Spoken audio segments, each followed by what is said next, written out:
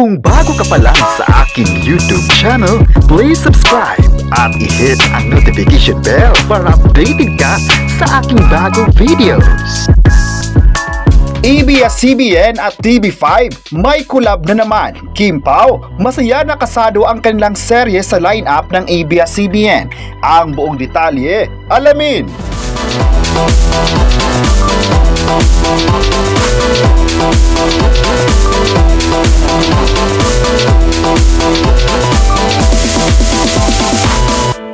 Kalat na ang balitang nag-uusap ang dating chairman ng ABS-CBN na si Gabby Lopez III at TV5 Big Boss and MediaQuest Signal chairman na si Manuel V. Pangilinan.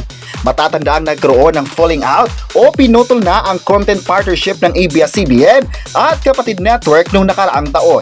Ito'y dahil sa hindi raw pagbabayad ng utang ng ABS-CBN na umaabot lang naman ng mahigit 900 million, kaya lahat ng programa nito na umiiri sa TV5 ay pinatigil ng pagpasok ng January 2026. Wala raw alam si MVP dahil hindi nakarating sa kanya ang desisyon ng ex-TV executive na sinasabing naka-leave ngayon na si Miss Jane Basa.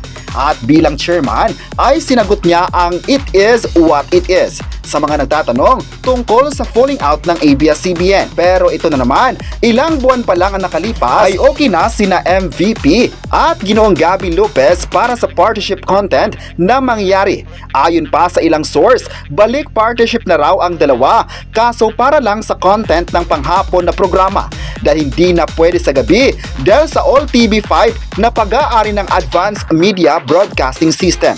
Samantala, kinumpirma din ng source na hindi na makikialam si Miss Shana Olaso bilang supervising producer at executive producer ng mga programa ng TV5 dahil pinag-focus na siya sa sports. At ang bagong chief financial officer ng MediaQuest ay isa sa trusted ni MVP na si Ginoong Christopher Lizo na ilang dekada na ring bahagi sa ibang kumpanya. Nananatiling si Ginoong Reiki Vargas, ang officer in charge ng TV5 mula nang mawala si Miss Jean Basa na inakala naman ng lahat at si Miss Shana Olazo ang next in line pero binigyan ito ng ibang assignment. Marami naman ang natuwa sa bagong upong executive sa mahalagang posisyon ng TV5. Samantala, kasado na rin ang The Alibay sa lineup ng ABS-CBN. Nagsimula na nga ang The Alibay nitong March 16 sa kapamilya lineup at marami nga ang natuwa rito. Ayon pa sa mga bida ng The Alibay, masaya sila na nakuha ang slot ng 8pm na noon ay kay Coco Martin. Thankful din naman sina Coco Martin at Julia Montes na sa Kim Pao napunta ang slot na ito. Matagal na raw kilala ng dalawa kaya deserve lang mabigyan ng slot at mamahalin ng mga viewers. Masaya din ng mga fans na hanggang ngayon ay pinag-usapan talaga ang naturang series mula episode 1 at hanggang ngayon na umabot na ng 1 week. Kayo, ano ang masabi nyo na may bagong collab na naman ang ABS-CBN at TV5? I-comment na kung masaya ba kayo na naibigay sa Kim Pao ang slot ng 8pm at huwag kalimutang i-subscribe ang ating YouTube channel.